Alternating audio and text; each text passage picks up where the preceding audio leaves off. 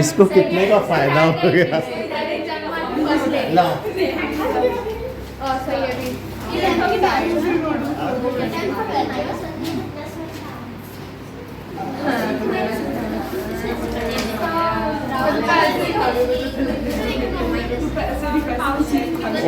Okay जब हो जाए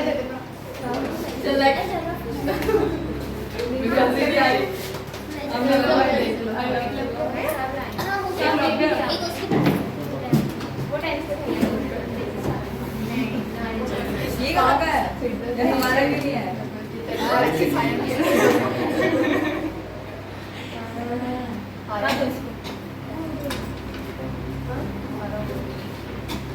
नहीं आया। Power sharing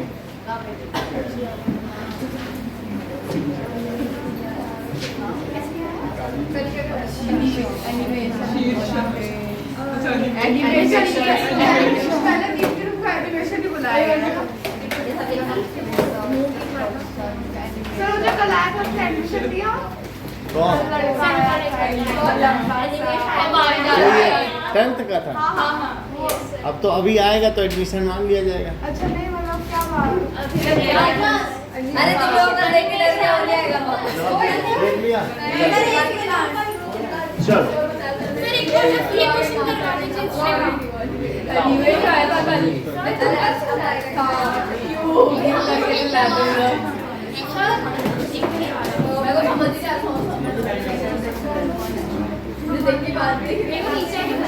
This is the process of German unification.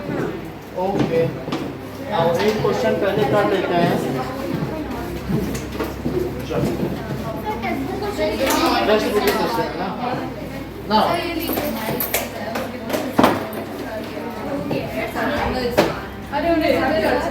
देख ली सब बॉयज को देख रहे हैं उन्होंने भी देखा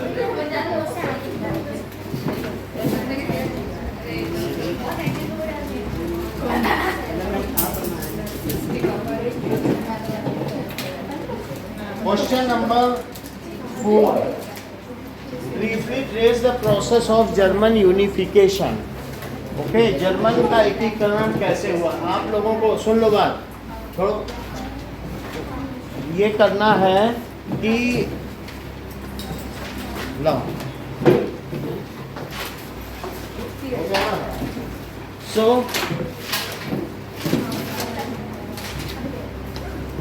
briefly trace the process of German unification. हाँ, मैप में फ्रांस कहाँ है, नीदरलैंड कहाँ है, जर्मनी कहाँ है, डेनमार्क, ये जरूर आएगा।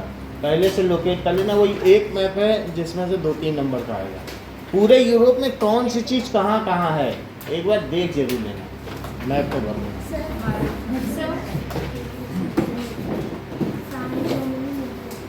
और किसी का आंसर शीट बाकी है तो जमा करो। So now briefly is the process of German unification. In 1848 to 1871, German unification.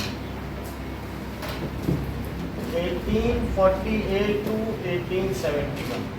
लगभग वो जो लास्ट में कौन आया था उनके में नेपोलियन 3 ना, उन्हीं का टाइम है, उन्हीं के टाइम में लिखा हुआ है, 1 साल एक्स्ट्रा ले गया।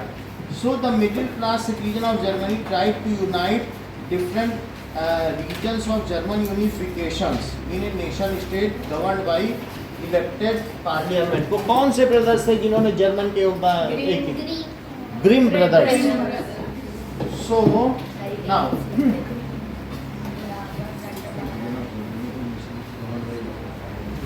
so मिडिल क्लास citizen, अब यहाँ पर बात की गई है इन 1848 middle class citizens tried to unify unify करने की कोशिश की, ठीक है, यूनिफाई जर्मन स्टेट्स, उन्होंने लोगों ने यूनिफाई करने की कोशिश की ना। कमिंग अंडर ज़ोल्वेरीन, किसके अंडर आने वाली स्टेट्स को, coming under through elected parliament. उस इलेक्टेड पार्लियामेंट का क्या नाम था दिव्यांगी? फ्रैंकफर्ट। तुम सबसे बाद ही में बताओगी। थ्रू इलेक्ट, तुम इंतजार करती रहती हो कि दूसरे बोले। थ्रू इलेक्टेड पार्लिया, और सबसे सड़ा क्वेश्चन छोड़ तुम पे देते हैं कि तुम उसका आंसर दे दो, खाली ना जाए, वो भी तुम खाली छोड़ देते हो। Through elected parliament called Frankfurt parliament. तो फ्रैंकफर्ट पर, लेकिन वो उनका प्रयास फेल गया ना, but it was all in when, लेकिन ये व्यर्थ गया। ऑल इन वेन एक मुहावरा है, phrasal verb, but it was all in when. आप चाहें तो इसमें लिख सकते हैं कि फ्रेडरिक विलियम फोर्ड के थ्रू किया, वरना लिखने की जरूरत नहीं है, आपको बस पता होना चाहिए। दूसरी चीज, इसके बाद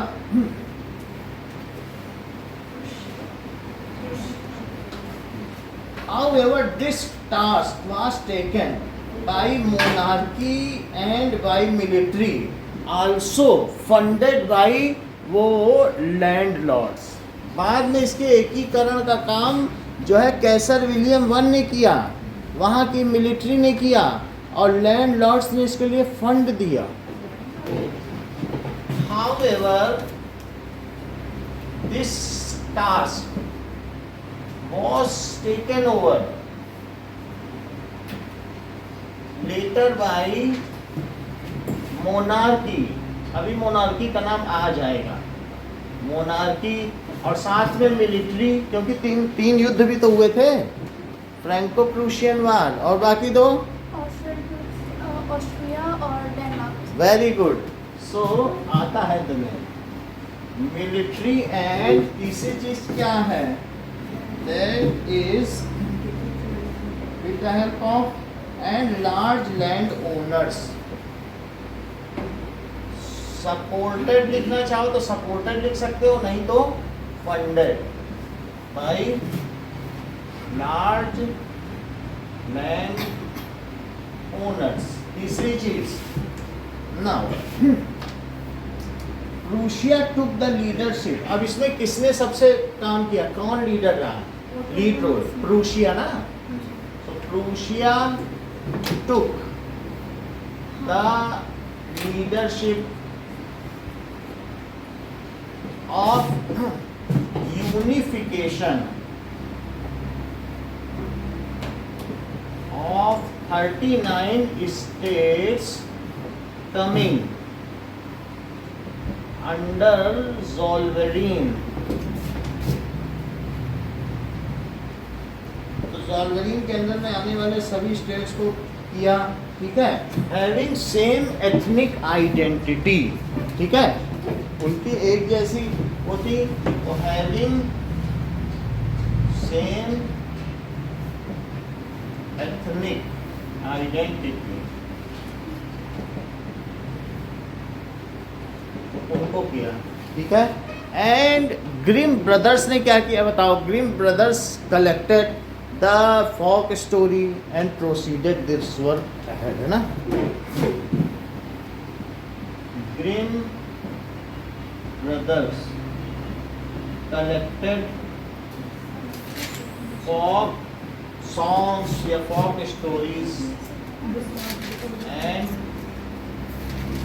published। उस टाइम तक प्रेस आ गई थी। अब देखो,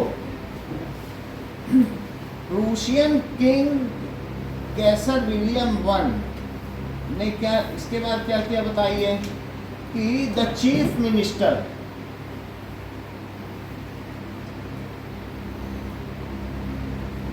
ऑफ प्रूशिया, दिव्यांगी क्या नाम है, very good, Otto von Bismarck a skillful and foresighted politician, वो बहुत दूरदर्शी था, has architected this process, यानी उसने इस काम को अंजाम दिया, has accomplished का मतलब प्राप्त किया, accomplished this process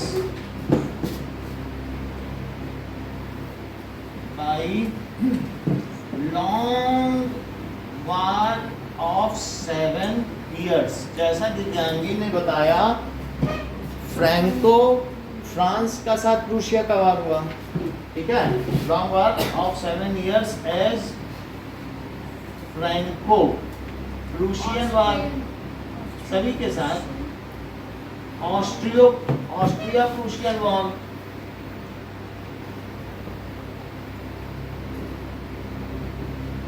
Prussian war and Denmark Prussian war.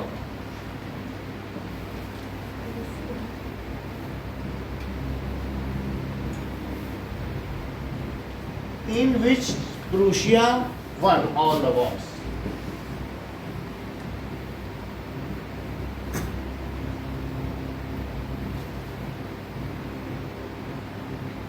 All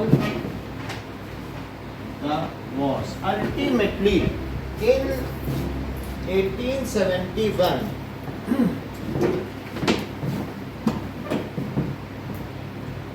finally in 1871, Germany was unified and Kaiser William I proclaimed German Emperor in the ceremony held in Versailles।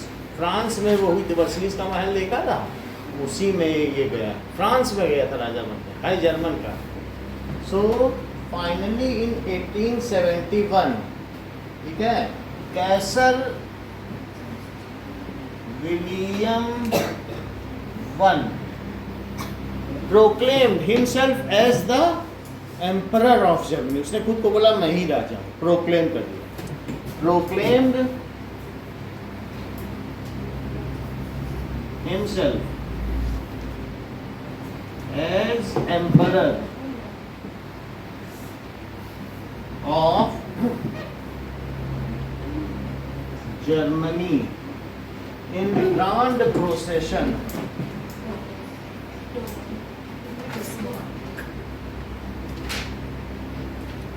Grand ceremony लिखो, grand ceremony. Procession जुलूस होता है, जैसे Louis 16 का procession हुआ था, उसकी wife उसे जुलूस निकाला शादी। Grand ceremony at palace of वर्सलीज,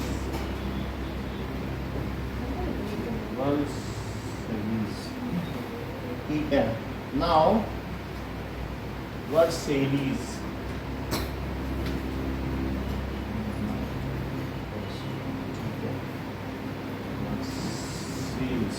Versailles करके आप रख सकते हो, वर्सेलीज नाम है, Versailles, okay. Now what changes, ये भी एक इम्पॉर्टेंट क्वेश्चन है कि नेपोलियन ने एडमिनिस्ट्रेटिव सिस्टम में क्या सुधार किए। क्वेश्चन नंबर 5 सर थोड़ा सा जो हमारा ज्योग्राफी ना, हमारे ये नहीं आ रहा था, हमारा वही है। ज्योग्राफी का सच्ची में खास होता है। लास्ट वाला का लोग ना नेपोलियन वाला, वो सब हो गया, क्या क्या सुधार किए उसको पढ़ लेना। हम रीडिंग मेजरमेंट यूनिफिकेशन। चलो ज्योग्राफी करते हैं। सर एक बार लास्ट में जाते जाते बाल्टी को हाँ वो बता,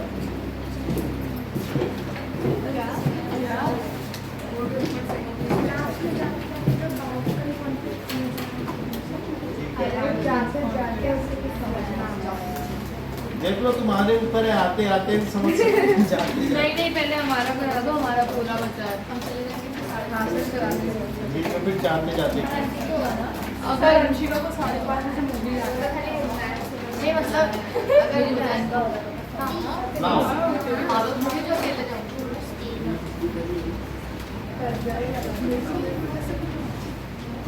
ओके, रिसोर्सेज एंड डेवलपमेंट।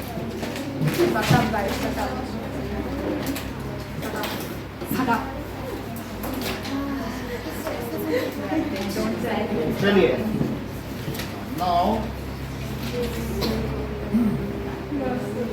देख लो, कुछ चीजें समझिए। Resources are free gift of nature and on the basis of origin. Resources कौन से होते हैं? जो टेक्नोलॉजिकली एक्सेसिबल होते हैं, इकोनॉमिकली फिजिबल होते हैं, कल्चरली एक्सेप्टेबल होते हैं। यानी रिसोर्स हम वही इस्तेमाल करेंगे जो हमें एथनिक ग्रुप, हमारा दिल कहेगा कि ठीक है, संस्कृति के हिसाब से। और इकोनॉमिकली बहुत अंदर होगा तो हम निकाल भी नहीं पाएंगे, रिसोर्स उन्हीं को पाएंगे। इकोनॉमिकली एक्सट्रैक्टेबल, फिजिबल भी हो।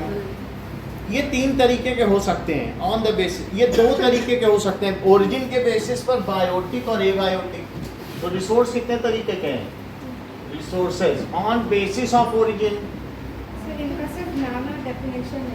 ठीक है, और on basis of origin, on basis of exhaustibility, on basis of exhaustibility. और तीसरी चीज है on basis of ownership, on basis of ownership. और चौथी चीज है ऑन बेसिस ऑफ, ठीक है, डेवलपमेंट। ये पूरा चार्ट समझना जरूरी है। तो ओरिजिन के आधार पर या तो ये बायोटिक होंगे, तो फॉसिल फ्यूल्स किसमें आएंगे? बायोटिक, बोलो। क्योंकि जो फॉसिल फ्यूल्स हैं, पेड़ से बना कोयला, डायनासोर से बना पेट्रोलियम। डायनासोर दब गए, वो तेल बन गए, उनको हम ड्रिल कर करके निकाला। भाई वो एस्टेरॉइड गिरा था ना, तो बहुत बड़ा, तो वो जब उससे क्रेटर बना, पूरी धरती हिल गई, डायनासोर उछल उछल के दूर गिरे। तो अब यहाँ पर पहला है बायोटिक और एबायोटिक। तो बायोटिक में फॉसिल फ्यूल हो जाएगा और वाटर क्या हो जाएगा? बोलिए।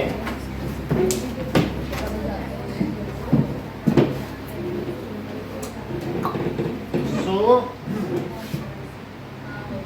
फॉसिल फ्यूल्स, फॉसिल फ्यूल में कौन कौन से हो जाएंगे? कोल और पेट्रोलियम।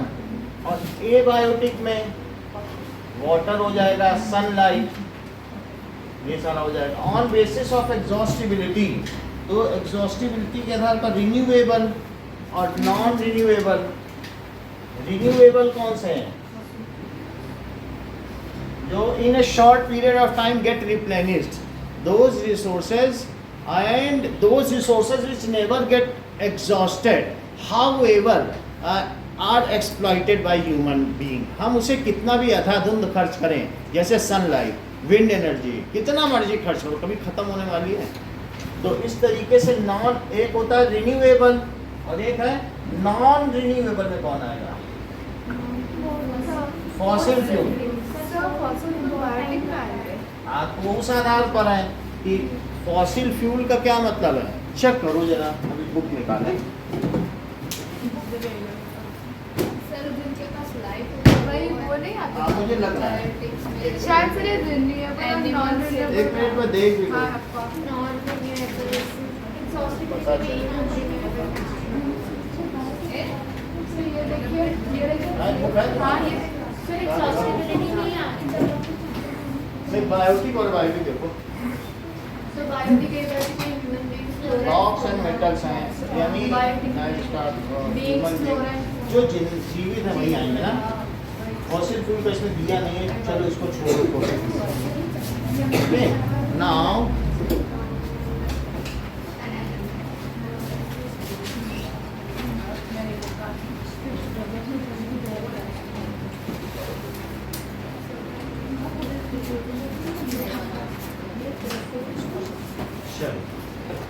ओके, तो इसमें लिखो फ्लोरा एंड फौना। क्या चीज आएंगे? फ्लोरा एंड fauna, और इसी तरीके से human resources,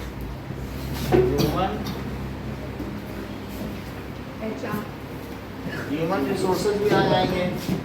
live stock, live stock का मतलब समझते हो? लाइव स्टॉक जैसे एनिमल लाइव स्टॉक, कैटल्स होते हैं, मवेशी। अब रिन्यूएबल में क्या चीज आ जाएगी? जैसे कुछ चीजें हैं जो रिन्यूएबल है, ठीक है, तो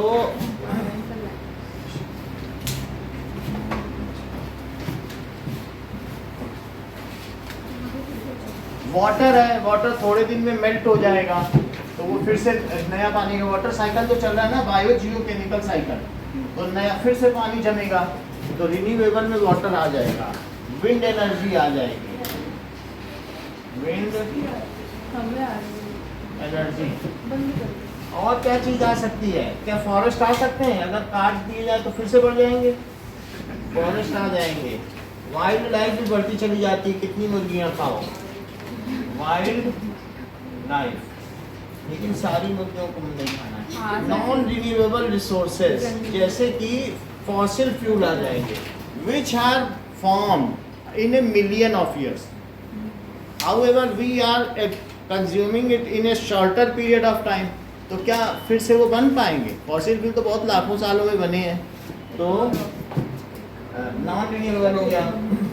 ओनर, अब इसके बाद देखो, ऑन बेसिस ऑफ ओनरशिप, तो ओनरशिप में क्या होगा? इंडिविजुअल के भी रिसोर्स हो सकते हैं, तो ओनरशिप में देखो कौन कौन से हो सकते हैं? इंडिविजुअल, हाँ, कम्युनिटी के, जैसे कुछ कम्युनिटी का पार्क होता है तो वो सबके लिए होता है, तो इंडिविजुअल। एंड इंडिविजुअल के बाद कम्युनिटी, और कुछ नेशन के होते हैं, जैसे माइंस, मिनरल्स है ना, और कुछ जैसे समुद्र की सीमा होती 12 मील तक होती है, इंटरनेशनल, तो जो सी के रिसोर्सेज हैं वो इंटरनेशनल है, सिर्फ 12 मील तक तुम्हारा सी है, वहाँ तक जितनी फिश स्टॉक है वो सब फिशरीज कर लो, उसके आगे का सी सारा इंटरनेशनल है। तो अब इन सब में हम देख रहे हैं इंडिविजुअल रिसोर्सेज में क्या हो जाएंगे, जैसे हाउस हो जाएंगे, ठीक है, कुछ और भी प्रॉपर्टी है, पास्चर लैंड, घास के मैदान, कुछ जो तुम्हारा है, फार्म हाउस, ये सब हो सकते हैं कि नहीं? और कम्युनिटी के क्या हो सकते हैं? पार्क होगा, पार्क, और कोई अम्यूज, उसके अलावा भी बहुत कुछ हो सकता है, जैसे तुम्हारा कोई हॉल है कम्युनिटी, जैसे पिकनिक स्पॉट हो सकता है, तो कम्युनिटी में पिकनिक पार्क, यही सब लिखे गए, प्ले ग्राउंड्स, पिकनिक स्पॉट। और ऐसे ही नेशन के क्या रिसोर्स होते हैं? Railway, roads, canals, dams. Railway, community का मतलब तुम एक जैसे मालवीय नगर में रह रही हो तो वो पार्क मालवीय नगर वालों का है। नहीं सर, जैसे कोई इंसान अपना रेस्टोरेंट क्लब चला रहा है तो वो तो रेस्टोरेंट उसका इंडिविजुअल है, और जैसे कोई मतलब सब लोगों का होता है ना पार्क, एक जगह रहने वालों का, तो वो कम्युनिटी का हुआ। कम्युनिटी हॉल में तो अंदर है ना एयरमैन का, उसमें जाते हो पार्टी करने की नहीं, तो कम्युनिटी हॉल है, सभी का है। अब देखो, रेलवेज, रोड्स, कैनाल्स, ये सब आ जाएंगे। नेशन में माइंस भी आएंगे। माइंस आएंगे सर, तो फिर अगर एक इंडिविजुअल ने कोई लैंड खरीदा है और उसके नीचे माइंस निकलते तो सरकार ले लेगी, सरकार पैसे मतलब उसे पता चल जाए कि यहाँ रिसोर्सेज है तो उससे जमीन ले लेगी, वहाँ खुदाई चलेगी, वो सरकार इंडिविजुअल नहीं देना चाहता है अपनी जमीन दे अरे वो इतना उसे चाहना पड़ेगा, दे। इसे शिफ्ट कर दिया जाएगा। मान लो ऐसा कुछ होता है। और इसके अलावा इंटरनेशनल में क्या आते हैं? और यहाँ एक और लिखो, 12 नॉटिकल माइल्स। नॉटिकल का मतलब रेडियली 12 माइल तक, यानी 19.2 किलोमीटर। हाँ, बॉटम है चारों तरफ तुम्हारे जहाँ तक भारत खत्म होता है तो उसके चारों तरफ 19.2 किलोमीटर का तुम्हारा क्षेत्र है। ऐसे श्रीलंका पर वाला तो ये ठीक है, और कई क्षेत्र तो 19.2 किलोमीटर का सी तुम्हारा है, वो नेशन रिसोर्सेज है। और जो इंटरनेशनल में क्या होगा? 19.2, देखो बुक में क्या लिखा है, 22 लिखा, बढ़ गया क्या 12 से? चेक करो, हमारी में तो 19.2 22.2 हो गया, तो बढ़ा दिया होगा। इंटरनेशनल में क्या लिखा 22.2 और इंटरनेशनल में क्या है, ओशन बियॉन्ड 200 नॉटिकल माइल्स, उसे एक्सक्लूसिव इकोनॉमिक जोन कहा जाता है। ओशंस है, ओशंस बियॉन्ड कितना 200 नॉटिकल माइल्स। नॉटिकल माइल्स का कुछ इंटरप्रेट दिया है, 1 मील में करीब 1.5 किलोमीटर होता है। ओके 302, तो अब हम इसको कन्वर्ट कर लेते हैं किलोमीटर बराबर, अभी बता देना।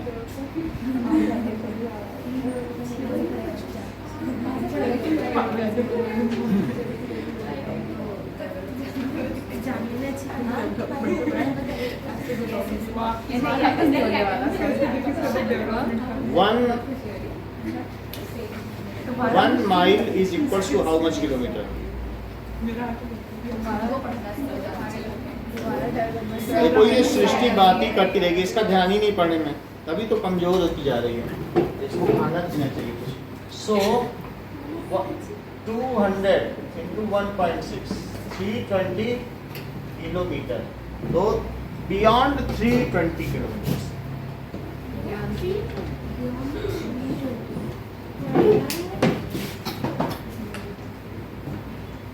एक एट में भी ऐसा लड़का है, उसको देखते ही सृष्टि की मुझे याद आ जाती है।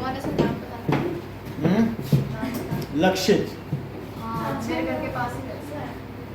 वो पूरे समय उसको मुझसे आधा पढ़ाओ आधा उसी की ओर देखो, जैसे मैं 10th में सृष्टि को देखना पड़ता ना, पूरा हमारा एनर्जी खा लेता वो भी।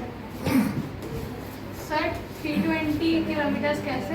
मतलब इनके बीच में इंटरनेशनल क्रेन नहीं है, यानी जैसे ये है ना 12 नॉटिकल माइल और ये 320 है, तो कोई शिप जाएगा ये नहीं कि हाँ हम तो 22 के बाहर जा रहे हैं, बाहर नहीं जा सकते हो, जाओ बाहर निकलो, 320 के बाहर जाओ जहाँ जाना है, नहीं तो हम तुम्हारी पहरेदारी करेंगे क्या। इसके बीच में कोई भी जहाज नहीं जा सकता दूसरे कंट्री का, उसे जाना है तो कहाँ जाए, उसके बाहर 320 के बाहर नहीं। पूरा अपने देश का एरिया वो देखो हमारा 12 है, हम इसमें फिशरी करेंगे, सब कुछ करेंगे, फिर इसके बाद में हमारे जहाज खड़े रहेंगे बाहर, हम पहरेदारी करेंगे कि कोई अंदर ना आ जाए। अब लेकिन जो दूसरा जहाज जाएगा वो यहाँ जाएगा, ये जो है न्यूट्रल जोन है, कोई यहाँ पे कोई नहीं आएगा। ये नहीं कि ऐसे हम तो 12 में नहीं, तुम 12.1 झगड़ने न लग जाए, तुम 300 के बाहर निकलो, 320 के बाहर जाओ, नहीं तो ऐसे झगड़ा नहीं हो जाएगा, चुप फट से वो अंदर चला आएगा, तुम जरा सा नजर इधर उधर किए तो फिर ऐसे तो ये सही ना नहीं। तुम्हारा ये ना हमारा है। हाँ ये न्यूट्रल जोन है, हम अपने आप देखेंगे तो उसमें कोई है सेफ्टी नहीं, हमें चाहिए of course। हर एक देश को सेफ्टी चाहिए, कोस्टल रीजन की। हाँ अब चला देखो, एक सुन लो बात, सर ये फैन हाँ resources are compulsory for human resources. आपको मालूम है रियो डी जेनेरो यानी में ब्राजील में 100 कंट्रीज, बोलो हाँ। एक और चीज देख लो कि there are on the basis of development potential resources. कौन से रिसोर्सेज हो गए, इन सब के मतलब समझो, इनमें डेवलपमेंट जो होते हैं ना ऑन द बेसिस ऑफ, इसमें हम समझ नहीं पाते हैं।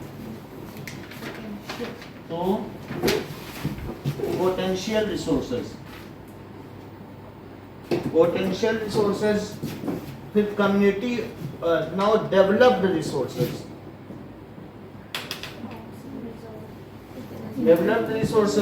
फिर स्टॉक रिसोर्सेज और रिजर्व, 4 चीजें, स्टॉक और reserves.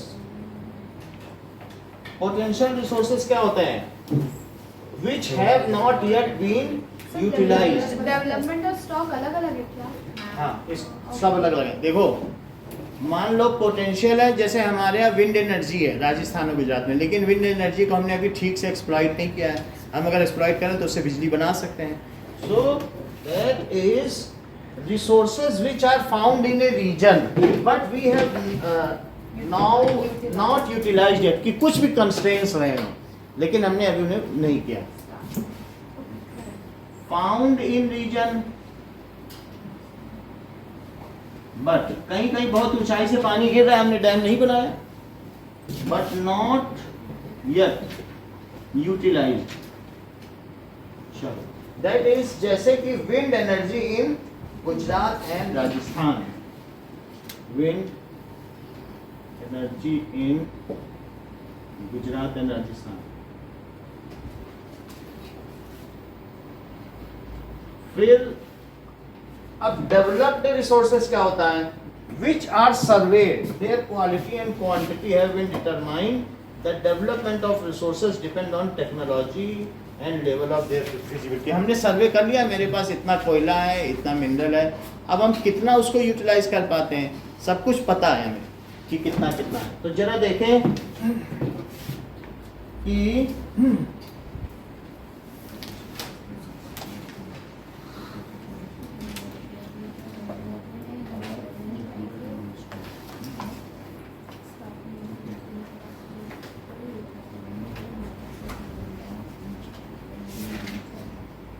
okay, developed, these are surveyed, these are, ये सर्वे कर लिए गए हैं, surveyed and can be used for current generation as per your technology.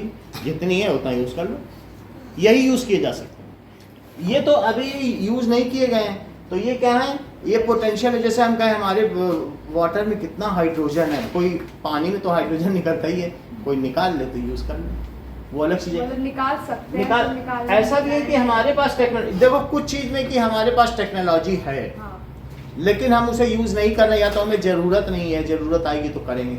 एक है वो करंट यूज में है and can be used exploited as per our capacity.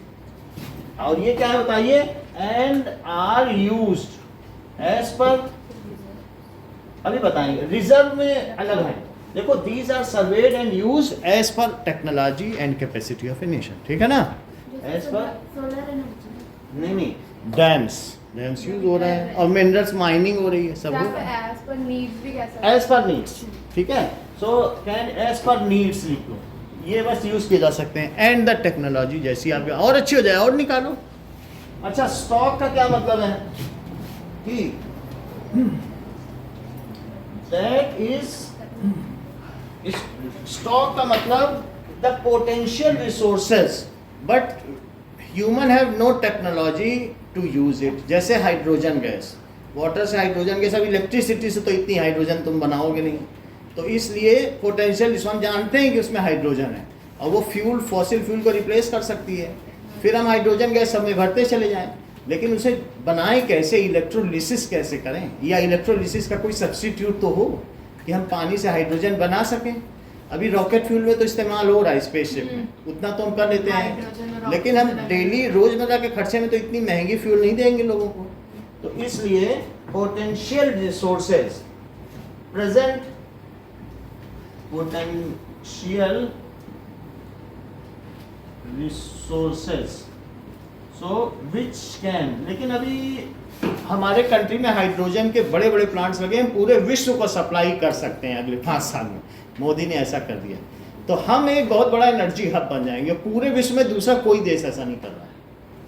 ये अगले 5 साल के बाद हम सबसे सस्ती एनर्जी देंगे दुनिया में.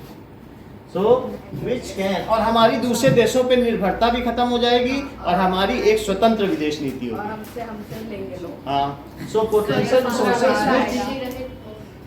Can satisfy, which can satisfy human needs, but we do not have appropriate technology. We do not have, अभी हमारे पास appropriate technology आ गई है, ये बुक अगले साल बदल जाएगी. Appropriate, क्योंकि अब हम उसे निकाल पाएंगे ना. पहले इसरो कहता था हम ये बना दे वो बना दे, तो इंदिरा गांधी थी चुप बैठो, हम बाहर से मंगाएंगे, 100 करोड़ कमाएंगे, 50 हमारा. इसरो को बस डांट के भगा दिया जाता था. और हाँ, बनाओ बनाओ, क्या बना रहे हो. तो बना रहा है खुला 300 करोड़ का उसने मंगल पे स्पेसशिप भेजा। तो जब तुम अपने यहाँ के साइंटिस्ट को पैसा दोगे तो करेंगे नहीं, ऐसे थोड़ी कि वो हमारे यहाँ से ही तो जा जाके नासा में लोग कर रहे हैं। लंबी नारायण लंबी समथिंग सो रिजर्व्स क्या होते हैं, जैसे यहाँ पर एग्जांपल क्या लिखोगे, हाइड्रोजन गैस, ठीक है, present in water as a fuel, है कि नहीं। तो making of hydrogen gas, making of H2 from water, अगर बना सकें, स्टॉक है, यूज नहीं कर सकते।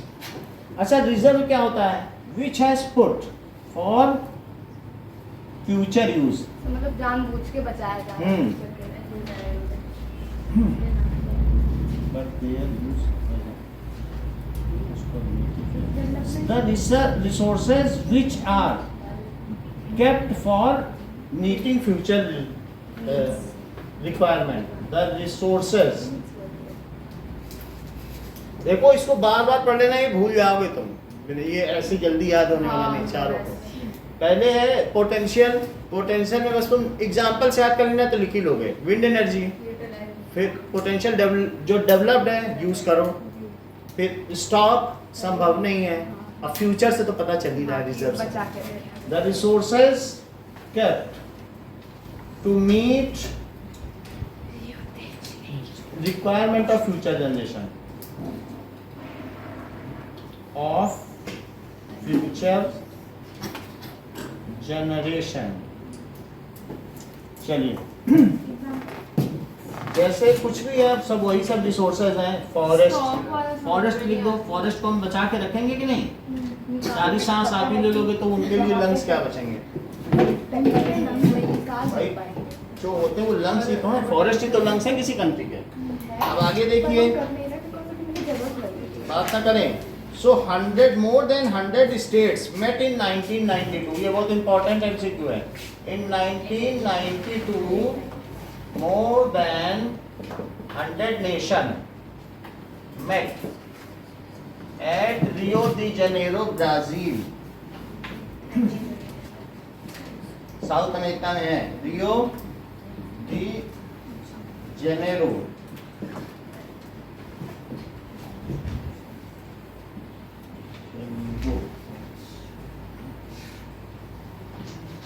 ब्राजील,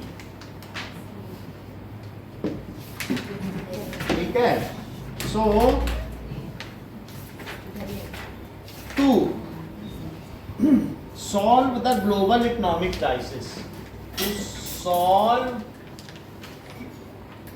किन किन चीजों पर, द प्रॉब्लम्स लाइक, ये एक तरीके की ये जो मीटिंग थी, ये एनवायरमेंट, ये अर्थ समिट कहलाया। क्या कहलाया, अर्थ समिट।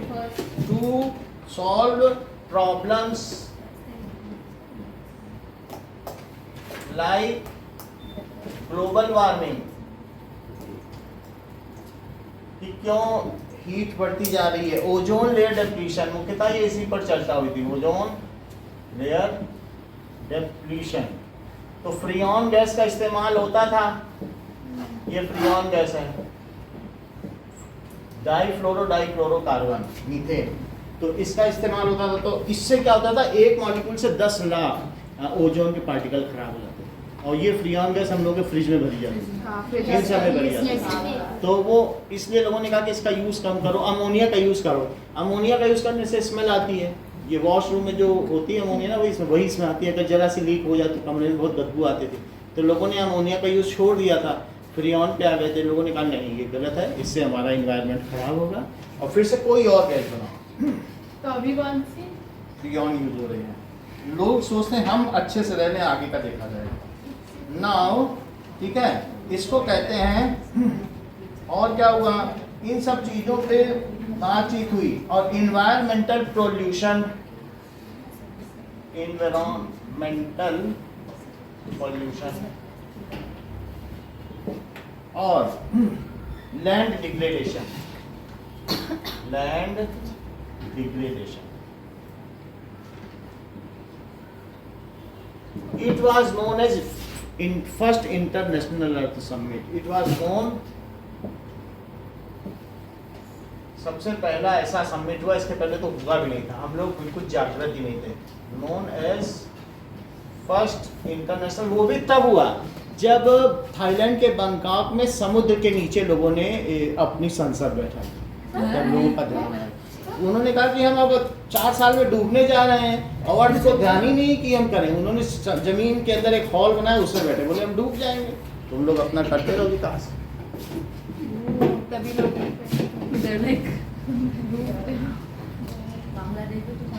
क्योंकि वाटर लेवल बढ़ता जा रहा है ना ग्लोबल वार्मिंग से। इंटरनेशनल अर्थ समिट, तो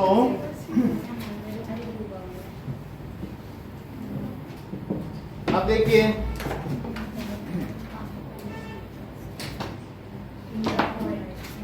हमारे पास कई तरीके की सॉइल भी है।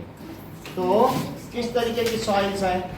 सर पहले ना आप लैंड वाला बता दो कि इतने सारे टाइप से समझ में, फैरो लैंड एंड हाँ वो सब बता देते हैं। चलो नाउ कुछ चीजें देख लें। सो लैंड का मैप देखिए कि लैंड रिसोर्सेस,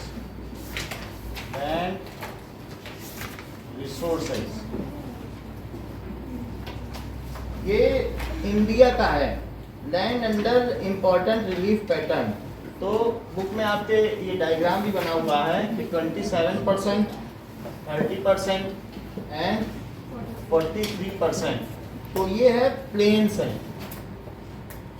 रिलीफ पैटर्न अलग अलग है ना, टोपोग्राफी अलग अलग है। तो प्लेन्स 43% जो नदर्न प्लेन्स है, और 27% प्लेट्यू है। प्लेट्यू जान रहे हो ना, जो साउथ में है। वेस्टर्न कोस्टल लाइन और ईस्टर्न कोस्टल लाइन के बीच का एरिया प्लेट्यू है, सदर्न प्लेट्यू। तो ये प्लेट्यू हो गया। Next is mountains. हमारा ऊपर का सारा एरिया तो माउंटेन ही हो गया। तो इस तरीके से ये हमारा लैंड है। और लैंड कई तरीके की हो सकती हैं। तो हम देखेंगे लैंड यूटिलाइजेशन 5 तरह की बुक में दी गई है। Land utilisation, so let us see what are this types of lands. देखो ये दिखाया गया है कि जनरल लैंड यूज्ड कैटेगरी। तो जनरल लैंड यूज्ड कैटेगरी 2008-2009 का मैप देखो। तो इसमें ये बात एक है कि नेट सोन एरिया है, ठीक है, और ये देखो जिसमें total general land use category तो 46%। ये कैसा है? Net sown area. इसका क्या मतलब है कि area sown more than once in any agricultural year plus net sown area is known as more than once. यानी हर साल में एक बार अगर कोई मालिक आके अपनी खेत में खेती करता है तो उसे नेट सोन एरिया में काउंट कर लें। एक बार तो कम से कम शहर में भी रह रहा है तो एक बार तो करे। खेती तो 2 बार होती है ना, लेकिन अगर वो एक बार भी करता है so area sown once in a year, ठीक है, in an agriculture plus net sown area. और इसके अलावा जहाँ जहाँ भी और खेती हो रही 2 बार हो 3 बार हो तो वो सब किस में आ जाएगा? Net sown. एक बार हो या एक से ज़्यादा बार हो तो उसको किस में लेंगे? Net sown. बोलो बात समझ में आ गई?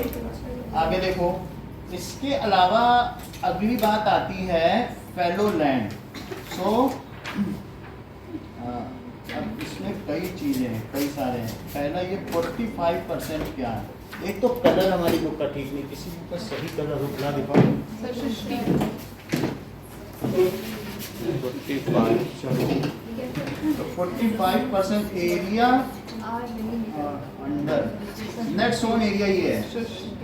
अब अगला देखें कि फॉरेस्ट कितना है? 23%। ये बहुत खुशी की बात है कि हम 18% से हमने फॉरेस्ट को 23% कर पीछे। और अब अगला देखो 62 से, यही वाला 62 08 में कंपेयर करो। पहले 18% था और हमने क्या कर दिया है? 23% कर दिया, पूरे 5% बढ़ाया। अरे ये ठीक है। तो ये फॉरेस्ट होगा। फॉरेस्ट। इसके आगे देखिए तो बैरन और अनकल्चर्ड वेस्ट लैंड, तो ये बैरन लैंड है। बैरन लैंड क्या हमने घटा लिया है? पहले बैरन लैंड बहुत ज्यादा थी और अब 5.5% रह गया है। बैरन लैंड मतलब सूखा बंजर। जैसे तुम राजस्थान में जाओ रास्ते में बालू पड़ी रहती है, तो बैरन लैंड, इनफर्टाइल लैंड। अब ये देखिए कि next is current fellow and fellow other than current in fellow. दोनों में डिफरेंस हाँ ये सब बता फेलो देंगे। क्या है? तो अब ये देखो पहले फेलो लैंड का एरिया कितना है और fellow other than current fellow अभी बता रहे हैं। देखो दो अलग अलग एरिया है। अब एक है फेलो लैंड और दूसरा क्या है बोलो? Fellow other than current fellow, that is fellow other than current fellow. Now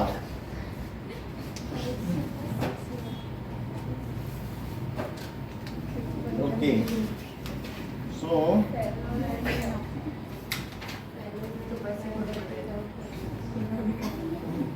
देखो जो 5 साल 5 साल से जिसमें खेती ना हुई हो और एक है 5 साल में जिसमें एक आध बार खेती हुई हो, इन दोनों में एक फर्क है, यही अंतर है। Land which is left without cultivation for 1 और लेस देन 1 एग्रीकल्चर ईयर। ये लिखो कि 1 साल विदाउट कल्टीवेशन फॉर 1 और less than 1 agriculture year for increasing its fertility. क्यों छोड़ दिया था? 1 साल तक की जमीन हमने छोड़ दी और उसमें कोई खेती नहीं की, ये करंट तो उसको कहते हैं करंट फैलो लैंड। ठीक है, तो फैलो लैंड का क्या मतलब है कि करंट फैलो कहाँ लिखा है और फैलो दो अलग अलग लिखा है।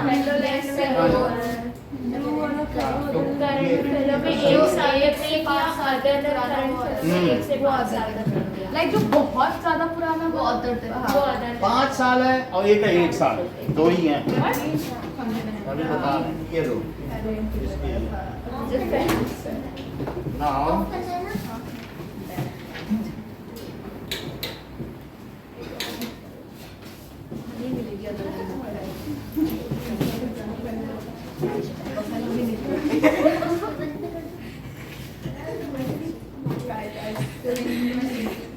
चलो दैट इज फैलो लैंड क्या है? Uncultivated for 1 year. The land left, उसको छोड़ दिया गया है विदाउट कल्टीवेशन, उसमें उसके साथ कोई छेड़खानी नहीं की गई है। विदाउट कल्टीवेशन फॉर, ठीक है, 1 और less than 1 agriculture year, for 1 और लेस देन 1 एग्रीकल्चरल, यानी उसमें कुछ भी उग नहीं रहा है एट प्रेजेंट, तो उसे क्या कहेंगे? Fallow land for increasing its fertility. ऐसा कई बार छोड़ दूंगा रिप्लेनिशमेंट के लिए, increasing its fertility. And next is, ये तो करंट फैलो हो गया, और other than current fellow 1 to 5 years तक छोड़ दिया जाए, तो ये अदर देन करंट फैलो है। Left for 1 to 5 years, left for 1 year, बस इतना जान लो, या उससे कम। तो 1 ईयर लेफ्ट फॉर 1 ईयर और लेस, और दूसरे में क्या है? लेफ्ट फॉर 1 to 5 इयर्स, तो उसको क्या कहेंगे? तो ये भी ऐसी भी जमीन है हमारे पास। बाकी और भी कुछ इसमें है तो वो भी देखे जा सकते हैं, बाकी समझे जा सकते हैं। अगला देखिए, नेट सोन एरिया तुमने बता दिया जहां पर एक बार खेती हुई हो या फिर खेती हुई हो। मतलब एक बार हाँ, एक बार हुई हो फिर और भी खेती हुई हो। साल में एक बार होनी चाहिए ना, हाँ। मतलब होनी चाहिए। एक बार हो या और भी, कुछ लोग 3 खेती भी करते हैं, अच्छा नेट सोन एरिया इसमें और लिखा सर हुआ है 5 साल से ज्यादा तक के लिए जो लैंड छोड़ दिया गया वो वेस्ट लैंड हो जाता है। वेस्ट लैंड कूड़ा उड़ा डाला जाता हो। अच्छा ठीक अब देखो वेस्ट लैंड कहाँ लिखा है, है इससे पीछे हाँ कल्चरल वेस्ट लैंड लेकिन वेस्ट लैंड हो गई तो उसमें क्या चीज हो गई, Uncultured the land waste. Which is not suitable for cultivation. Current देखो वेस्ट लैंड, वेस्ट फैलो लिखा है अरे वही करंट फैलो सब सेम ही है। करंट फैलो ही फैलो लैंड। तो fallow land other than the current fallow land वो हाँ, पार्ट that is ये fallow land other than current fallow, ये करंट फैलो लैंड है और fallow land other than current. ठीक ठीक। अब देखो waste land the land unsuitable for cultivation. मान लो कहीं कहीं आर्सेनिक है, संखिया है, बहुत जहरीला जमीन है, वहां कुछ भी उगे तो आदमी को कैंसर ही हो जाए, तो वो तो कभी नहीं, वहां कूड़े उड़े डाले जाने में क्या तुम खेती करोगे? तो अनसुटेबल फॉर कल्टीवेशन, उसको वेस्ट लैंड कहते हैं। या और कहीं देख लो जब पहाड़ हो, उसको तो कुछ नहीं कर सकते हो, वेस्ट ही वो है, मतलब रॉक से वो ऐसी लैंड है। अब देखिए अब सॉइल के बारे में देखो, सॉइल कितने तरीके की है। तो दैट इज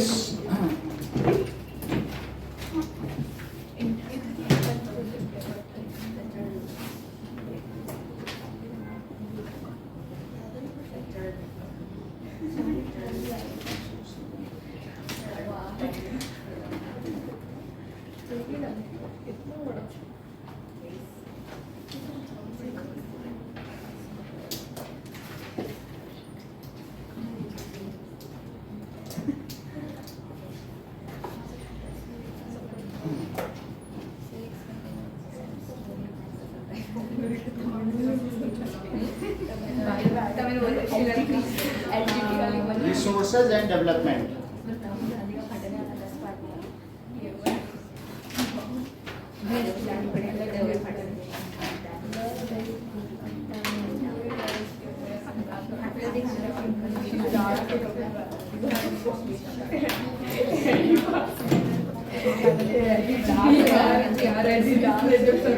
देखिए अब हम सॉइल को एक बार देख लें फिर मैं आपको बता दूं।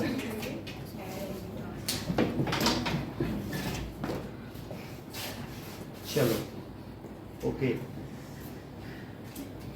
नाउ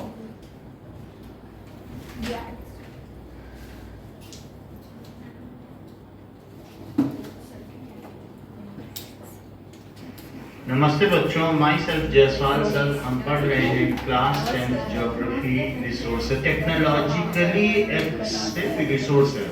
ये देखो नेचर से कुछ चीजों चीजें हम और बता दें। ये पहला, मान लो हमारे पास रिलेशनशिप बिटवीन कि इनके बीच एक रिलेशन है, ह्यूमन बीइंग है सेंटर में, टेक्नोलॉजी है, एक है रिसोर्सेज होंगे, दूसरी चीज हमारे पास टेक्निक होगी। टेक्निक नहीं होगी तो अफ्रीका की तरह दूसरे लोग आके निकालते चले जाएंगे, खुद खा के सोना, तुम्हारे पास कुछ नहीं बचेगा, तुम नौकर की तरह काम अफ्रीका के करो। पास अफ्रीका के पास इतना हीरा है और दूसरे लोग आके उन्हीं को गुलाम बना के उन्हीं से ले रहे हैं। उनके पास टेक्नोलॉजी नहीं है।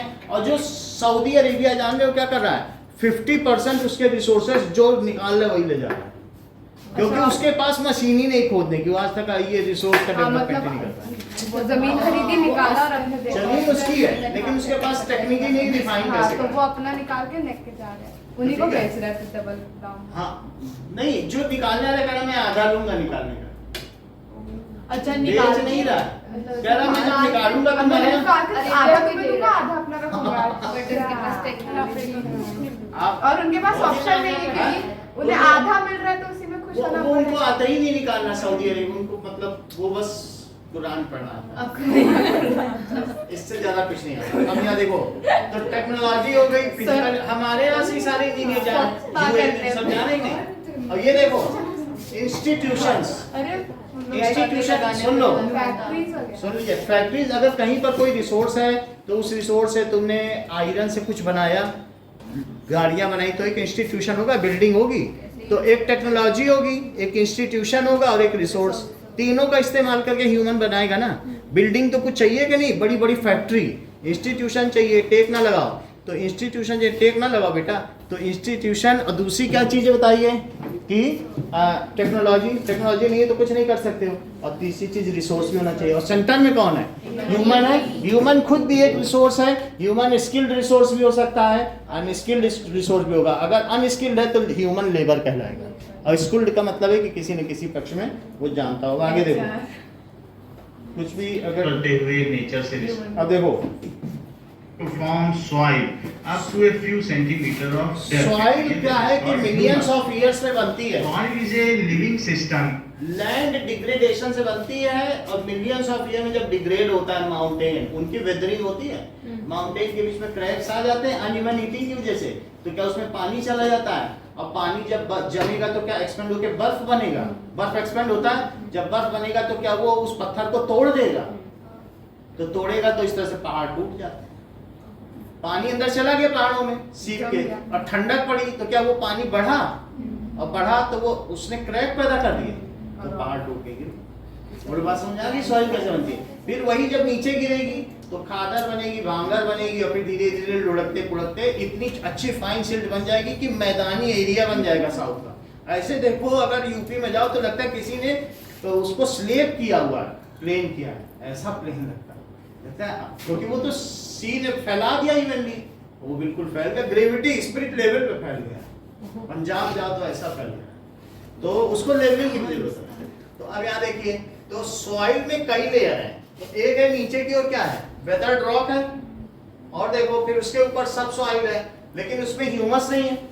और बहुत ऊपर चले जाओ तो उसमें क्या होगा कि ऑर्गेनिक मैटर रहेगा।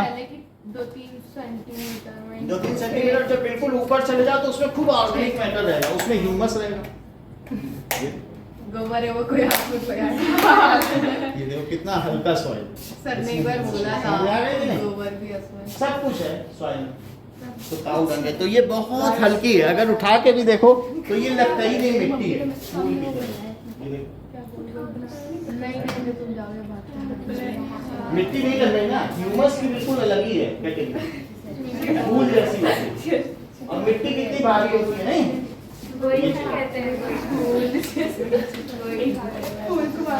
तभी तो प्लांट उठते हैं, otherwise roots are very soft. ये देखो, It takes millions of years to form soil up to a few centimeter of depth.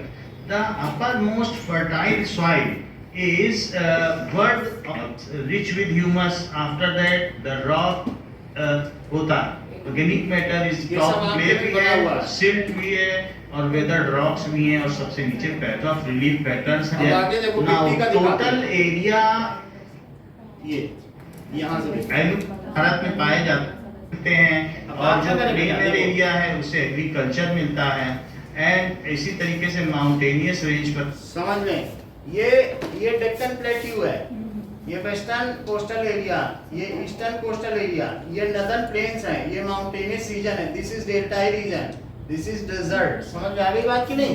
तो अब इन जगहों पे अलग अलग मिट्टी पाई जाती है। बोलिए अंशिका कि महाराष्ट्र में कैसी मिट्टी पाई जाती है, और कर्नाटक में, चलो हम निकाल देंगे, जैसा कि कर्नाटका में लाल और महाराष्ट्र में ब्लैक सॉइल पाई जाती है। ब्लैक सॉइल किसके लिए फिट है? कॉटन के लिए। So let us see one by one, सब चीज का फिगर आता जाएगा, ध्यान से पढ़ो फिर बताना। चलो, अभी हमको लकड़ी है, टिम्बर है, ये सारी चीजें मिलती है।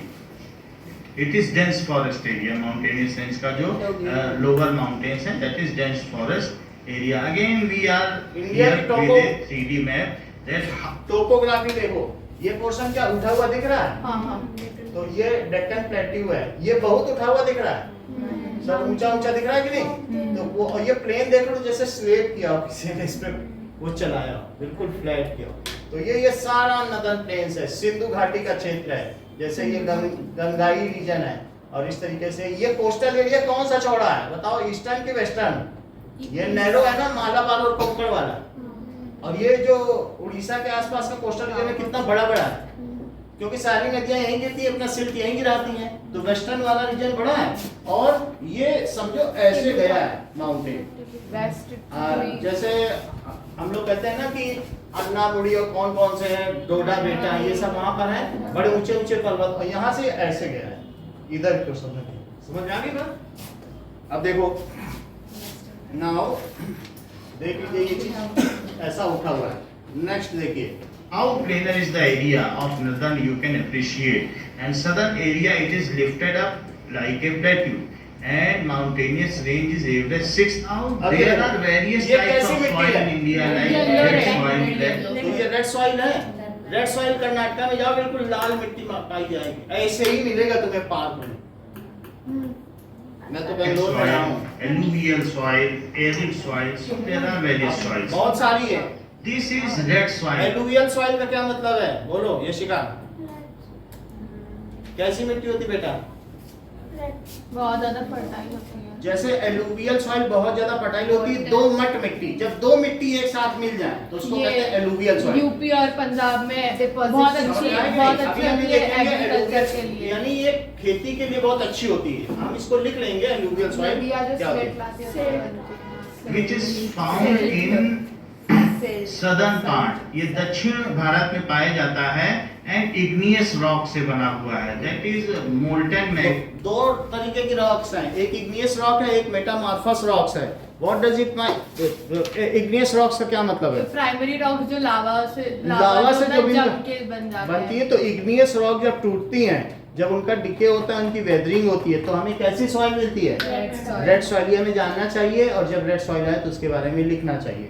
जिनमें लगातार परिवर्तन होते रहे बड़ी तेजी से, उसको कहते हैं मेटामॉर्फस। जैसे हम लोग कहते हैं मेटामॉर्फिज्म का क्या मतलब है? अगर कोई चीज बंदर से मनुष्य बन गया जल्दी में, मतलब कुछ ही सालों कहेंगे बड़ा मेटामॉर्फिज्म है। अचानक तेज गति से हुए परिवर्तन को मेटामॉर्फिज्म कहते हैं, और इस प्रकार की मिट्टी को क्या कहते हैं? मेटामॉर्फस रॉक्स। अचानक उसमें अलग अलग लेयर दिखाई पड़ेंगे, अभी हम दिखाते हैं। अब जरा देखो यहाँ पर जो जम गया है तो उसी से रेड सॉइल ये बनी हुई है। It is low rainfall area where such soils are found like Odisha, Chhattisgarh, southern part of India, there it is found. So आग्नेय चट्टानें या इग्नियस रॉक से बनी है, जो मोल्टन मैग्मा या वॉल्केनो ज्वालामुखी के से पिघला हुआ लावा निकला है तो उससे बनी है। इसमें आयरन हाइड्रेटेड फॉर्म में पाया जाता है, जैसे रस्टेड आयरन। क्या बताया इन्होंने? Fe2O3 क्या वही रेड कलर का होता है, और उसकी उपस्थिति की वजह से ही है रेड सॉइल। Fe2O3 जब वो होगा हाइड्रेटेड Fe2O3 फिर XH2, तो हाइड्रेटेड आयरन हो गया Fe2O3, वही तो रेड होता है ना, जंग रस्ट, तो आयरन रस्ट इसमें। तो जिसमें अभी है वैसा ये कैसी सॉइल है? Now another form is black soil. It is also known as Rebur soil, and it is ideal for growing cotton. So it is also known as black cotton soil. Gujarat में कॉटन होता Planet है। rock minerals and whether then such type of soil is formed. So climatic condition की वजह से और rock के टूट फूट से ऐसी soil बनती है। देखो laterite Next is laterite soil. बड़े बड़े It is found in the area with high temperature and heavy rainfall. इस सॉइल में जो इसका मिनरल्स होता है वो हैवी रेनफॉल की वजह से जमीन के अंदर चला जाता है। कुछ इसमें ज्यादा खास नहीं पाया जाता होता है, और ये पथरीली जमीन होती है। पथरीली जमीन की है लेटराइट। तो लेटराइट सॉइल में माइक्रो ऑर्गेनिज्म बहुत कम होते हैं। ये कैसे मिट्टी है? ये एलुवियल है, एक तरीके की क्लेई समझो। सॉइल फिर से समझो, Plainer area। एलुवियल जरूर कह रहे हैं, लेकिन ये क्लेई सॉइल। ये कैसी सॉइल है? अब सुनो एक बात, जब लेटराइट और क्लेई सॉइल मिला दिया जाए उसको एलुवियल सॉइल कहते हैं। अब देखो दो चीज, अब सौम्या का मन बदल गया, बोले वहां तो बुक में एलुवियल और एलुवियम दो लिखी है, और एक सच होती है। देखो ये उन्होंने बता दिया, दोनों में फर्क भी बताइए, बहुत बड़ी बात है प्लीज, है ना। तो कुछ लोग अपना पिक्चर ही जाने के खुमारी में, और कुछ लोग पढ़ाई के इधर उधर कहाँ जा रहे हैं मैं तुम्हारे? बुक में देख अच्छा तब सही है ना। बुक में अब यहाँ देखिए कि अगर तुम बुक में देख रहे हो तो तुम मुझे बताओ एलुवियल सॉइल किनके में तो laterite soil and clay soil सही बताइए। अब हम थोड़ी देर में देखेंगे कि एलुवियम किसे कहते हैं, नहीं तो आगे की बात देखो। तो इन दोनों को मिला दो, ये मिट्टी सही होगी क्या उगाने के लिए? नहीं ना, क्योंकि इसमें पानी होल्डिंग कैपेसिटी बहुत ज्यादा है। हाँ, अगर ये इसके ऊपर पानी रख दो, जैसे घड़े वड़े में नहीं होता, चिकनी मिट्टी होती, दिया बनाया जाता है। लेटरेट सॉइल जो होती है ना वो ह्यूमस रिच होती है। ह्यूमन वो वो तो अलग बात है, ह्यूमस तो हम डालते हैं ना, ह्यूमस सॉइल से नहीं मतलब है। ह्यूमस तो हम डालेंगे जब पार्क में डालेंगे, उसमें क्या डालेंगे, मैन्योर डालेंगे तो ह्यूमस नहीं बढ़ जाएगा। अब ये देखो कि ये भी अनफिट है जब तक इसमें कुछ मिलाया ना जाए। फिर भी जैसे ये मिट्टी में भी कुछ काम हो सकते हैं, गन्ना वन्ना उगाया जा सकता है, जैसे यूपी में चीनी होती है नहीं तो उगाया जा सकता है। फिर भी और देखिए जो गेंजेस रेंज है जैसे उनमें ये पाई जाती है, बिहार है, क्ले पंजाब सॉइल है, हरियाणा है, तो वहाँ चिकनी मिट्टी मिलती है, वो क्ले तो सॉइल है। ये जो रिवर्स के फ्लड्स हैं वो अपना जब सिल्ट छोड़ देते हैं पर हेक्टेयर, ये इस तरीके की क्ले सॉइल है, rich with humus. UP Bihar के अलावा पंजाब हरियाणा, अब ये देखो ये सब क्ले सॉइल है, वाटर खूब रिटेनिंग कैपेसिटी होती है, डाल दो तो पड़ा ही रहे 4 दिन तक, मिट्टी काफी समय तक गीली रहती है और वाटर इसमें पूरा अंदर चला जाता है, जमीन के अंदर नहीं जाता, तो पानी अंदर इसमें परकोलेट नहीं होता है, सीप नहीं होता है, सही जम जाता है और अच्छी फसल होती है। ये कैसे सॉइल है? Arid That's why water Desert soil को arid evaporates and there is like ये लेटराइट सॉइल है। Next is laterite soil. ये हमने देख लिया था। तो जैसे एरिया में खेत देखो ये 4 तरीके की सॉइल कौन सी है? अलुवियल सॉइल, गुजरात में जापुता, ये जरा देखो। राजस्थान, ये अगर मान लो सैंडी सॉइल और क्ले सॉइल को मिला दिया जाए तो 2 मट मिट्टी, मट का मतलब मिट्टी ही होता है, 2 मेल की मिट्टी मिला दिया जाए तो कहते हैं loamy soil. So if sandy soil यानी sandy soil and clay soil is mixed then it forms loamy soil. और बाकी ये चीज हो गई। एलुवियल का मतलब बता रहे हैं, एलुवियल का जहां तक मतलब है कि जो नदियों का सिल्ट है वो जहां जमा हुआ उसी को एलुवियम कहते हैं। एलुवियल सॉइल, एलुवियल और एलुवियम का हम बताते हैं, दोनों में फाइन अंतर है, ठीक है। ये देख लिया, लोमी सॉइल बोलो किसके किसके मिलने से बनती है, ठीक है। थोड़ा परकोलेट भी होना चाहिए ना पानी, तभी तो लोमी होगी, तो वो चीज बहुत अच्छी होती है लोमी सॉइल में पाई जाती है। लोमी सॉइल में there is equal balance of sand, silt and clay, तो ये सारी चीजों का एक बैलेंस होता है। लाई हुई ये देखो मिट्टी है और क्ले वो होता है जिससे बर्तन बनाए जाते हैं जो चिपकती हो, चिकनी मिट्टी। So here clay soil, Sandy soil and silty soil. Silt का मतलब समझो कि सिल्ट में भी अभी पूरी तरीके से वो महीन नहीं हुआ। सिल्ट होता है ना, जैसे अभी उसके माउंटेन के नीचे के जो रीजन है, हिम के आंचल में जो बसे हैं वहाँ सिल्ट थोड़ा पथरीला है। तो सिल्ट हो, क्ले हो और सैंड हो, सैंड बालू होती है जो जैसलमेर में मिलती है, और एक बिल्कुल फाइन मिट्टी होती है वो क्ले होती है, जैसे गंगा के मैदानों में पाई जाती है ना। और सिल्ट का मतलब थोड़ा पथरीली भी हो, थोड़ा पत्थर हो, थोड़ा क्ले हो और थोड़ा बालू मतलब बालू हो, तो वो सब अगर मिल जाए। सैंड तो समझते हो ना, जैसलमेर जो लोग गए होंगे तो बिल्कुल बालू जैसा होगा, इन सब को मिला दोगे तो अच्छी खासी लोमी सॉइल तैयार हो जाएगी। अब देखो जब हम मिक्सचर कर देते हैं तो लोमी सॉइल बनती है, जिसको कि दोमट मिट्टी भी कहा जाता है। ये देखो। दिस इज क्ले, जो सैंडी सॉइल होती रहती है, ग्रेवल भी हो, so थोड़ा here we are लॉन भी हो। seeing that अब ये देखो। red soil में आई ये क्या चीज है? of क्या ये गली रोजानी कितना खतरनाक, पानी बीच से निकल जाए तुम्हारे पूरा खेती खराब हो जाए। अब तुम खेत की सिंचाई ही नहीं कर सकते, पूरा खेत तुम्हारा करोड़ों रुपए से 2 पैसे का हो गया। पानी मतलब कहीं कहीं का पानी तुम्हारे खेत से रह गया, तुम्हारे खेत के रह गया तो खेत की मिट्टी सारी ले गया, तो उस चीज को गली इरोजन कहेंगे। ये देखो गली बना चले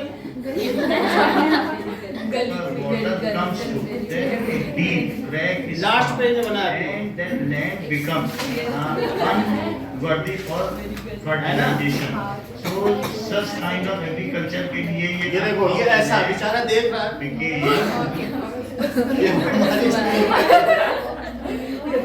कितना खतरनाक है, किसी काम की रह गई जमीन तो ऐसा हो जाएगा। डेप्लीट होगा के रिवर में पेट्रोलियम होगा। ये सब आपकी ये बुक का फिगर है। So it is really erosion. Please soil में सही है। Till that portion is soil. ये जरा देखो। And that is अच्छा, मिट्टी के आकार पर भारत का चित्र है, अगर ऐसा मैप आ जाए तो तुम खुद बना लेना। ये ब्लैक सॉइल, ये रेड सॉइल, और ये बताओ ऊपर वाली तो ये एलुवियल सॉइल है। रेड सॉइल का पोर्शन देख लो कहाँ कहाँ रेड है, वहाँ इग्नियस रॉक हो जाएगी, ठीक है। और बाकी एरिड सॉइल यहाँ है और माउंटेनियस सही है। माउंटेनियस रीजन की सॉइल को तुम कह सकते हो कि जैसे हमने कहा नहीं था कि लेटराइट टाइप होगी। थोड़ी थोड़ी जगह पे जो है ना वो बुक में फिगर देखो कौन कौन सी मिट्टियाँ दी हैं, सारी दी है। देखो एलुवियल कहाँ दी है तो पता चल जाए, यानी एलुवियल तो गेंजेस रेंज में जो नहीं है सर उसमें येलो देखो ये फॉरेस्ट तो ये है और जो गंगा की मिट्टी से लाके बनी है, गंगा अपनी सिर्फ छोड़ जाएगी ना जब बाढ़ आएगी तो नहीं छोड़ जाएगी, तो उसको एलुवियल सॉइल कहेंगे। रेड सॉइल हो गई, रेड सॉइल हो गई। लेटराइट क्या होती है, जो पानी परकोलेट हो जाए उसमें रुकेगी ना, ऐसी मिट्टी कहाँ कहाँ है ये। तो जो कोस्टल रीजन में देखो लेटराइट है, कोस्टल देखो तो वहाँ पानी तो अंदर चला जाएगा ना। और इस मैप को अच्छे से तैयार करने ला, और लेटराइट का भी देख लेना, ये सर ने बोलता आएगा, ये जरूर आएगा। of India. सर ने बोला था ये पूरे वर्ल्ड की टोपोग्राफी है, कौन सी पोर्शन उठा है जरा देख लो। क्या ब्राजील में कोई पोर्शन उठा तुम्हें ये दिख रहा है, ये ब्राजील ब्राजील तो यही नहीं है। ये देखो ये कौन सा उठा हुआ पोर्शन है, ये सब उठा हुआ पोर्शन है। यहाँ अफ्रीका में ये उठा है और ऐसे अलग अलग रीजन में हम देख सकते हैं जिसपे छाया पड़ रही है वो सब उठा हुआ। और इसी तरीके से आप देखो तिब्बतन प्लेट्यू, इतना बड़ा तिब्बत है, ये बिल्कुल बेकार है, इसमें 60,000 लोग रहते हैं, पानी तक भी नहीं। इंडिया के तिब्बत ऊपर तभी तो तिब्बत के बारे में कोई इंटरेस्टेड नहीं था, जवाहरलाल ने कहा ले जाओ तुम तिब्बत। तिब्बत ने कहा था इंडिया तुम हमारी रक्षा करना, जवाहरलाल ने ये ऊपर का जो रीजन है वो सब अलग है ना। अब देखो कुछ चीजें हम जाने,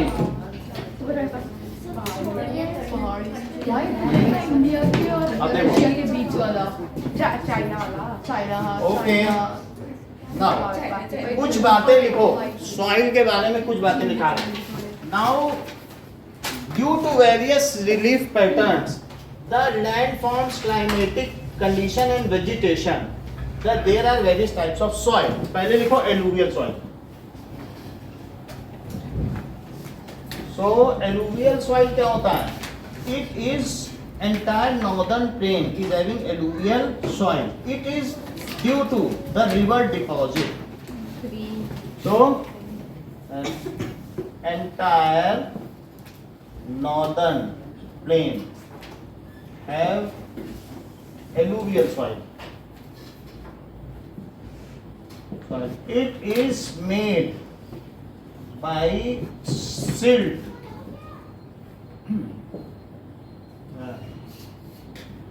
caught by rivers. Punjab, Haryana, UP, Bihar में एलुवियल सॉइल पाई जाती है। बिहार का रीजन बहुत लो है इसलिए वहाँ काफी बाढ़ आती रहती है। तो ये चीज हो गई एलुवियल सॉइल। और ये कुछ इसकी मिट्टी जो है राजस्थान और गुजरात तक भी है, narrow corridor. It is found in eastern coastal पर, और ये गोदावरी, कृष्णा और कावेरी महानदी जहाँ गिरती है ना वहाँ भी थोड़ी थोड़ी एलुवियल सॉइल है। अब देखो alluvial soil consist of various proportion. देख लें इसमें सैंड होगा, सिल्ट होगा और क्ले होगा। सैंड का मतलब थोड़ा बालू भी होगा और थोड़ा सा क्या होगा पत्थर। सिल्ट का मतलब और मोटा, कोर्स। और क्ले का मतलब बहुत महीन, क्योंकि अब लुढ़कते लुढ़कते कितनी गई, एक है बिल्कुल लुढ़क गई, आगे बहुत आगे निकल जाओगे यूपी तक। अब पंजाब में तो अभी सिंधु नदी आई है ना, और आगे यूपी के लास्ट में पहुंच जाओगे बनारस, बिल्कुल चिकनी मिट्टी घड़ी बना रहे हैं। वहाँ तो इतनी चिकनी मिट्टी के हुंडे में चाय आज तक पी रहे हैं, मिट्टी वाले उनके बिल्कुल पाई जाती है। समझा भाई, जहाँ ज़्यादा चिकनी मिट्टी वो हुंडे बनाओ ना के चाय, कुल्हड़ में पियेंगे चाय।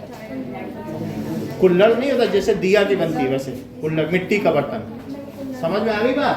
तो जहाँ आगे जितना जाओगे वहाँ क्ले ज़्यादा है, तो पहले जहाँ रहोगे तो वहाँ पर बोलो क्या है, सिल्ट ज़्यादा है, फिर सैंड है, और फिर उसके बाद क्ले। मतलब ये तीनों का मिक्सचर सब जगह पाया जाएगा, तो उसको क्या कहेंगे, एलुवियल सॉइल। तो देखो ये लाइन बहुत इंपॉर्टेंट है, alluvial soil is made by sand, silt and clay. Alluvial soil is made, और ये पता करना पड़ेगा यहाँ कौन सी फसल उगती है। ये मेड बाई, कहाँ पाई जाती है, कौन सी फसल उगती है, इस पे ढेरों एमसीक्यू है हर मिट्टी के बारे में। सैंड सिल्ट, तो ये बड़े बड़े कंकड़ हैं तो उसको कहेंगे सिल्ट, और थोड़ा बीच के हुए शुगर केन तो सैंड है, और बिल्कुल फाइंड हो गए तो क्या हो गए, क्ले। इनके मिक्सचर से क्या बनी, एलुवियल। अब देखो कि एलुवियल सॉइल इज फाउंड, ये सभी जगह लिख देना, और इसमें सैंड सिल्ट एंड क्ले, इसमें कौन सी क्रॉप होगी, तो such soils are most common in piedmont plains such as Duars Chos and Terai, Terai region में भी पाई जाएंगी। तराई रीजन कुछ नहीं होता, जहाँ पर पहाड़ का निचला हिस्सा होता है ना, वो तराई रीजन होता है। अब एक और चीज देखो, कुछ चीजें according to there as alluvial soil can be classified, अगर ओल्ड एलुवियल है तो भांगर कहेंगे, और नई नई बनी है अभी पहाड़ से टूट के गिरी है तो खादर, पहले खादर बनेगी ना, फिर बहुत आगे जाके और टूटेगी तो भांगर। सो जो तराई रीजन है वहाँ खादर पाई है, न्यू एलुवियल सॉइल, न्यू समझते हो, अभी अभी जो बनी है वो हिमाचल में पाई जाएगी, उसमें ढेरों मिनरल होंगे। हिमाचल में सेब मिलेंगे खाने को, यूपी में नहीं मिलेंगे, बात समझ आई। तो सबसे ज्यादा मिनरल किसमें है, भांगर में, क्योंकि वो अभी अभी तराई रीजन में, दैट इज सो खादर है। So Khadar is new alluvial soil and Bhangar is old. जैसे कहते हैं नहीं अपने भंगार बेच दो, तो भंगार ओल्ड लगता है कि नहीं, और खाद बिल्कुल नई नहीं होती है। तो Khadar is new alluvial soil,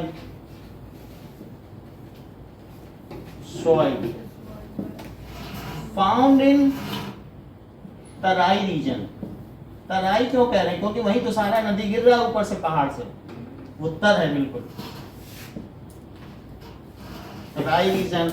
and जो भांगर है इसके बेसिस पे इनके डिफरेंस भी कर लेना, ये ज्यादा महीन होती है, मोटी होती है, इसमें रिच इन मिनरल्स होता है, it is depleted in minerals, 9th में पढ़ा था कि नहीं।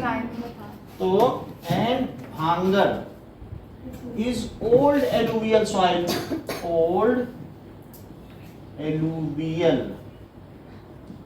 सॉइल, ठीक है। हैविंग, अब इसके बाद क्या होगा, तो किसमें ज्यादा फाइनल पार्टिकल्स होंगे, तो Khadar it has more final particle, more fertile. इन्होंने कहा Khadar is more fertile than Bhangar, Khadar is fertile than भांगर।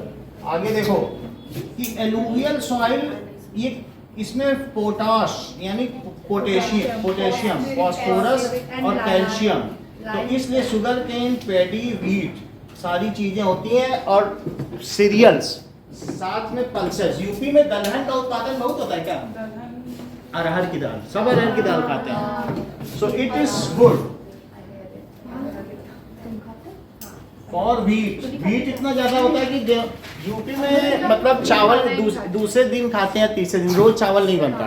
तो वीट, शुगर केन, तो शुगर केन हो गया, और क्या होता है, pulses. Pulses as the soil is rich in potash, किन किन चीजों में, potash, phosphoric acid and iron. In potash, phosphate भी होगा, phosphoric acid, lime, that is phosphate and lime. आगे देखिए, अगर ज्यादा कैल्शियम है तो फिर इसे एल्कलाइन मान लो, फिर कुछ चीजें नहीं, क्योंकि कैल्शियम एल्कलाइन होता है ना, CaOH होल ट्वाइस। कैल्शियम की मात्रा ज्यादा होगी, जैसे राजस्थान की मिट्टी में एल्कलाइन है पूरी, इसमें खूब तुम एसिड डालो कुछ फर्क नहीं पड़ेगा। गुलाब उगाना है तो कहता है कि माली की नींबू नीचे उड़ दो इसमें, क्योंकि गुलाब को एसिडिक मिट्टी चाहिए।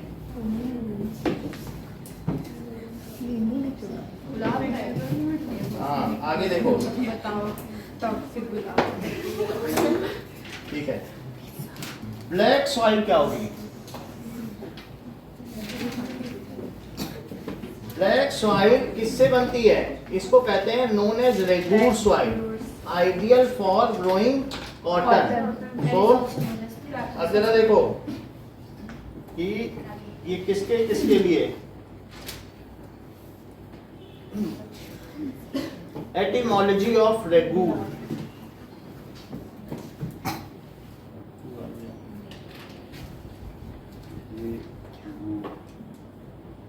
सो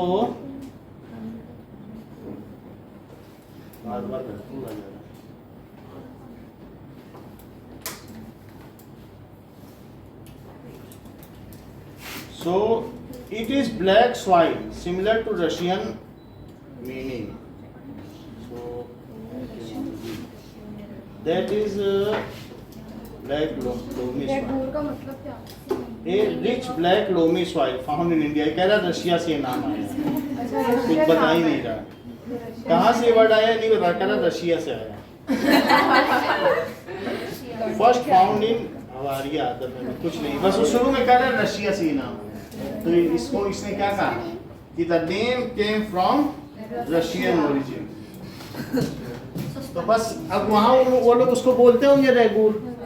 सो इट मींस कोई एटिमोलॉजी नहीं है। So it is known as regur soil, it is known as regur soil. अच्छा, इसमें क्या क्या चीजें होंगी? तो ये पेरेंटल रॉक मटेरियल, तो इसमें आपको मालूम है जो लावा होता है वो काला होता है और उसमें बेसाल्ट होता है। क्या? बसाल्ट, यानी बसाल्ट एक मैग्नेट होता है, टाइप ऑफ मैग्नेट। तो इस तरीके से जो भी लावा है उसमें बेसाल्ट की मात्रा बहुत ज़्यादा होती है, तो इसलिए वो बेसाल्ट काले रंग का होता है, तो इसलिए मिट्टी भी कैसी होगी? काले रंग की। और जो लावा से मिट्टी बनेगी क्या वो इग्नियस रॉक होगी, आग्नेय चट्टानें। तो इट इज मेड। अब जरा देखो, अभी बता दे रहे हैं। तो ब्लैक सॉइल में क्या होगा कि अभी बता रहे हैं। So it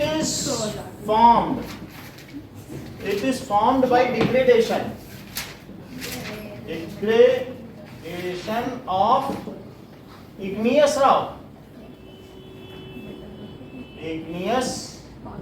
rock से ये मिलके बनी है। and which contains, जिसमें क्या होता है बोलो? बसाल्ट। बसाल्ट कैसे कलर का है? ब्लैक कलर का, तो इसलिए ये ब्लैक कलर की होती है। और ये कहाँ कहाँ पाई जाती है? It is fit for production of cotton. So it is Saurashtra किसे कहते हैं? स्वराज। बोलो, फिट फॉर गुजरात को। अभी पता नहीं है, सौराष्ट्र और तमिल का संगमम हो रहा है, वो मोदी करवा रहे हैं। वहां से 2000 तमिल आए हैं गुजरात में, उन दोनों का कल्चरल मीट। सौराष्ट्र गुजरात कोई तो कहते हैं ना, सौराष्ट्र। मतलब वो गुजरात में वहां पर क्या होता है, सौ राजा थे, इसलिए उसका नाम पड़ गया था सौराष्ट्र। तो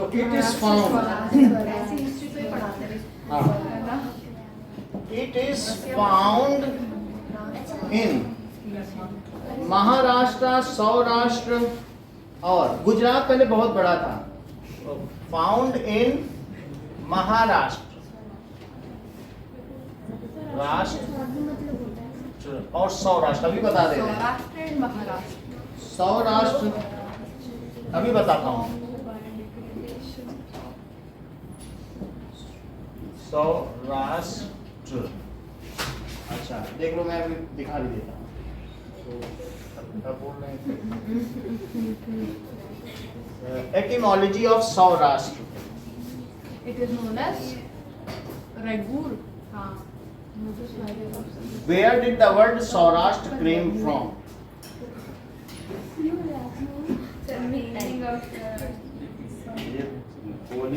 Swaraj rider, Swaraj. From where the word Saurashtra came from? Sir Chrome पे सर्च हो रहा नहीं बोल रहे। From where the word Saurashtra came from. Sir Google से जाओ क्रोम से नहीं ये बताता नहीं। सर क्रोम पे गूगल पे जाओ गूगल पे देखो सुनता नहीं है वो Gowda Brahmin and belong to Panch Gowda Brahmin. That is the southward migration. They had their original homes in present day. ये कुछ उल्टी पुल्टी बात है। गूगल पे चला कहीं नहीं। Etymology of Saurashtra.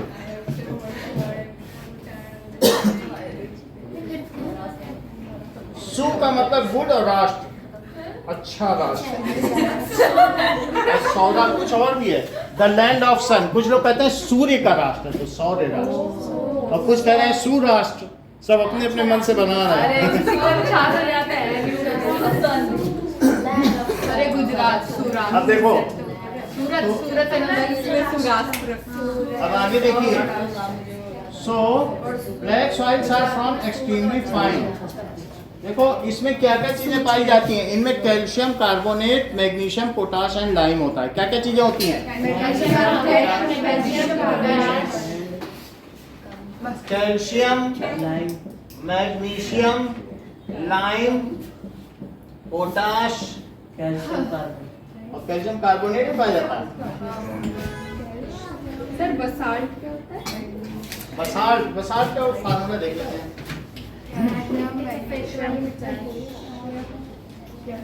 What is basalt?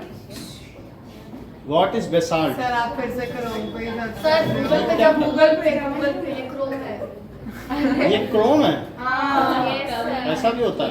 ये गूगल है ये बताएगा What is basalt? ये चमत्कार हो गया। देखो बोलो डार्क रॉक। ये पलटेगा फॉर्मूला ऑफ बेसाल्ट CaMgO6Si2। क्यों पूछा मैंने मतलब कैल्शियम है मैग्नीशियम है ऑक्सीजन और सिलिकॉन है बस यही चीज है। Basalt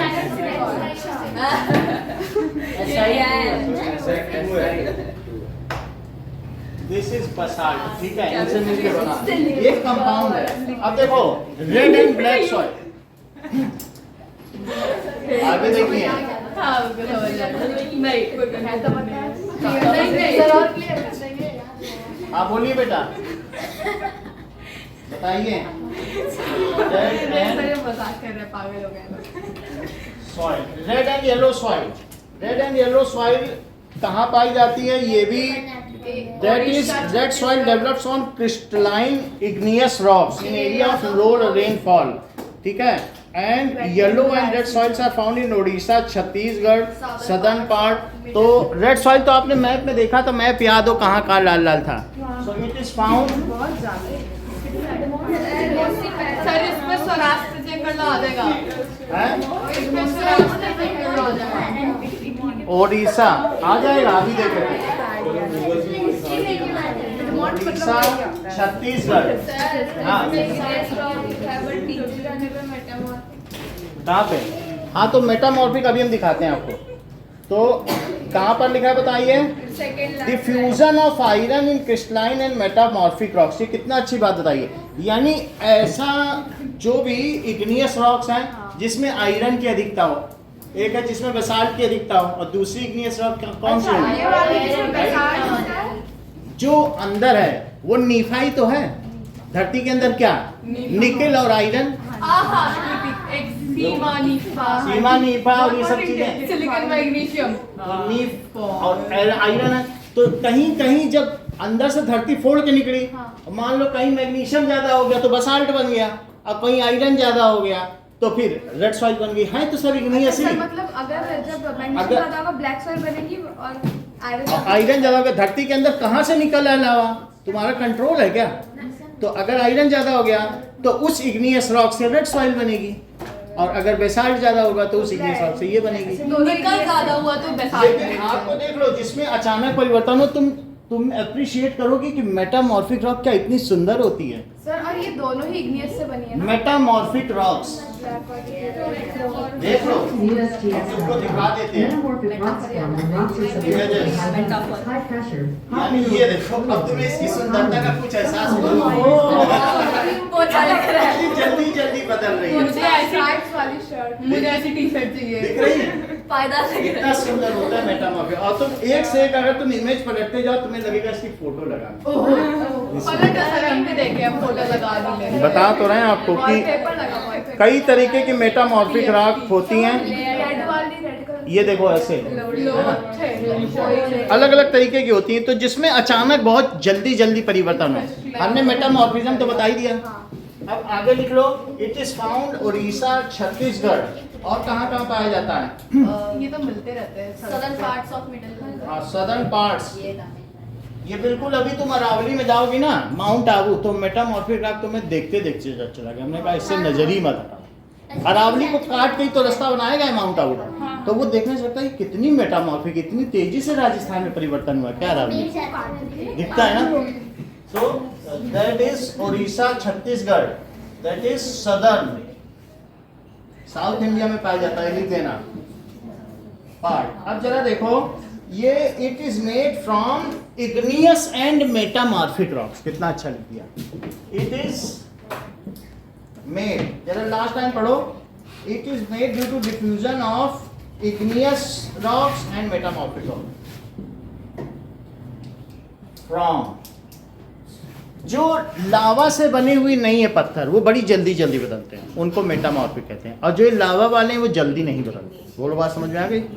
so it is made from, जो जैसे हमने तुमसे नहीं कहा था फोल्ड बन जाते हैं, जैसे यहाँ से वहां से गोंडवाना लेना है तो फोल्ड बन गए, वो अलग रॉक्स है, वो मेटामॉर्फिक।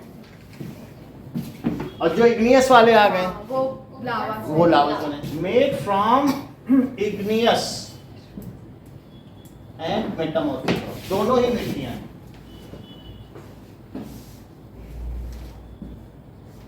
अब देखो, ये किसके लिए अच्छी है बोलो, इसमें कुछ लिखा है? अच्छा, एक और लाइन लिख लेना, it contains iron oxide in hydrated form. Iron oxide in hydrated form. देख लो, इसमें क्या पाया जाता है? Fe2O3 रेड येलो है, रेड येलो ही है। आप देखो वो रस्ट जो है ना, कहीं किसी में जंग लगा हुआ देखा है? Iron rust. तुम ये मत सोचो कि आयरन रस्ट रेड होता है। देख लो, आयरन रस्ट वो रेड येलो ही होता है। हमने खुद लगवाई हुई थी शायद। देख लो, ये है नहीं रेड येलो, आयरन रस्ट। तो क्या येलो नहीं दिख रहा है? यही चीज है। आगे देखो, इसमें क्या उग सकता है बोलो, कुछ लिखा है कि नहीं लिखा है? कुछ भी नहीं लिखा है। इसमें कर्नाटक में कुछ नहीं उगता है, तो सही बात है, वहाँ कुछ नहीं होता है। आने के लिए कुछ नहीं। ब्लैक और रेड दोनों मिलती हम लोगों ने भी बागवानी की थी, कुछ नहीं होता। लेटराइट सॉइल क्या होती है? ये लेटर से बना है। देख लो, brick, it is derived from later, which means brick. Laterite soil develop in area of high temperature and heavy rainfall. ये लिख लो, जहाँ बहुत पानी बरसता हो, खूब टेम्परेचर, तो पानी रुकेगा, सब नीचे चला जाएगा। It is found, और ऐसा ब्रिक में होता है, क्योंकि ब्रिक तो सारा पानी नीचे चला जाता है। Found in region, कहाँ पाई जाती है विषय के मिट्टी? Found in region of high temperature and heavy rainfall. तो जैसे इंटेंस लीचिंग का समझते हो? पानी जिसमें से रिस जाए उसको क्या कहते हैं? लीचिंग। लीच खून चूस लेती है कि नहीं? लेटराइट सॉइल क्लेई नहीं होती है, इसमें बिल्कुल पथरीली होती है। हाथ में पत्थर लो जैसा नहीं होता है, हाथ का भी पानी सूख लो, मतलब बहुत सूखी, मतलब पत्थर है, पानी का कंटेंट कुछ नहीं। और समझ में आया? इसमें माइक्रो ऑर्गेनिज्म पूरी तरीके से डिस्ट्रॉय हो जाते हैं, क्योंकि पानी की मात्रा ही नहीं होती। अर्थवर्म कभी जिंदा ही नहीं रह सकते, ऐसी चीज होती है। लेटराइट सॉइल सूटेबल तो फॉर कल्टीवेशन विद एडिक्वेट। अगर उसमें बहुत मैन्योर दो, तब जाके वो क्या होगा बोलो? तब जाके कुछ उगेगा। नहीं तो कुछ नहीं उगेगा। कर्नाटक, केरल, तमिलनाडु में पाई जाती है। It is not suitable for cultivation. इसमें सिर्फ काजू उगा लो। इट इज सूटेबल, ये देखो, हाँ, सूटेबल फॉर, क्योंकि विट्रॉल है ना आयरन का। It is suitable for cashew.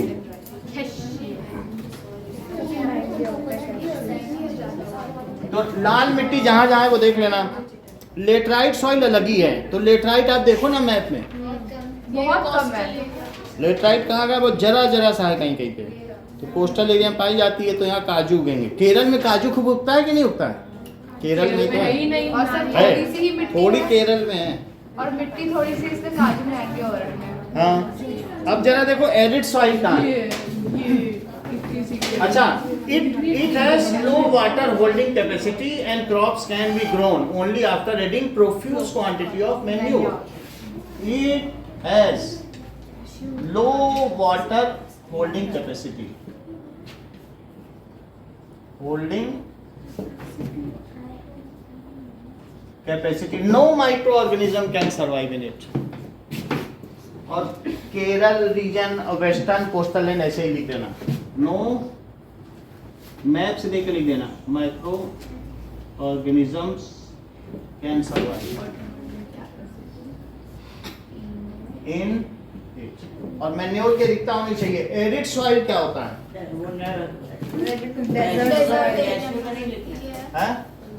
जहां अगर रेड लेटराइट सॉइल है वहीं कैश्यू होगा। सब नहीं, वो नहीं होगा। अब एरिड सॉइल लिखा है बुक में ना, पढ़ो। एरिड सॉइल कहाँ पाई जाती है? सो इट इज, बोलो, Sandy and saline in nature. It is Sandy होगी। और क्या इसमें नमक बहुत होगा? क्योंकि ये एक तरीके का रेत है। ये कभी ना कभी सागर रहा होगा, वो सूख गया जैसे रेगिस्तान में, और फिर वहाँ सारा सैलाइन है, तो वहाँ पर बहुत सारे सॉल्ट होंगे। तो उसमें अगर रूट होगी तो जल जाएगी, कुछ उग पाएगा। It is Sandy and saline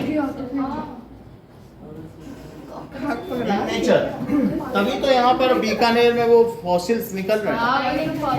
कभी यहाँ डायनासोर मर गए थे नीचे, वो तभी यहाँ से पेट्रोल निकल रहा है। So due to dry climate it lacks humus and moisture. इसमें कुछ है जैसलमेर में, it lacks humus and evaporation. इसमें क्या चीज उग सकती, कुछ उग सकता है? तो अब यहाँ पर it is found in Rajasthan. It is found in forest soil. क्या है इसमें? बबूल, कीकर, यही सब उगते हैं बस। इन दिस बबूल, बबूल का दतून होता है, दंत मंजन, बबूल, कीकर, यही सब उगते हैं। केर सांगरी। नाउ फॉरेस्ट सॉइल, दिव्यांगी क्या तो सब बनता है केर सांगरी। नाउ फॉरेस्ट सॉइल बनता है केर सांगरी। बहुत टेस्टी। क्या बनता है? वो शीतला देवी के व्रत। बहुत टेस्टी होती है। Next is forest soil. ये कहाँ पाई जाएगी? क्या माउंटेन?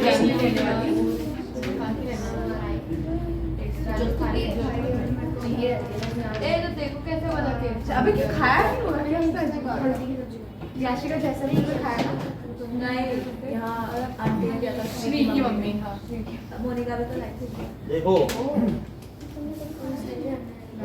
नाउ यहाँ बेर होता है। बेर में कांटे होते हैं। कह रहीम कैसो कह सो निभे बेर केर को संग, वे डोलत रस आपने इनके फाटा तंग।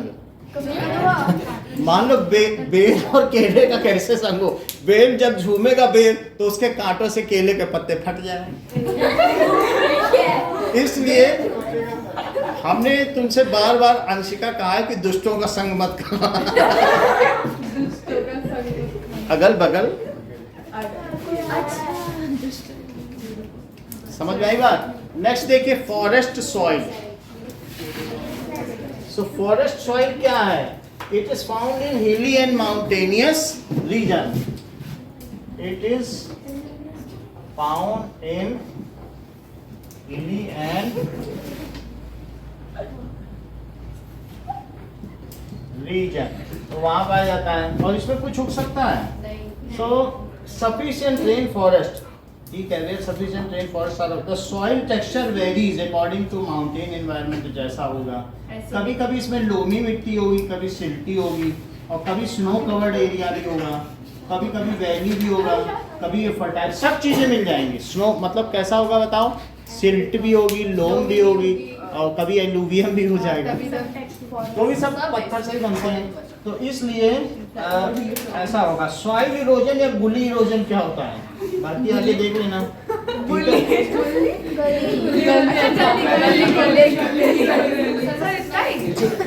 मेरे ख्याल से अब तो तुम लोग इसके क्वेश्चन आंसर कर लोगे.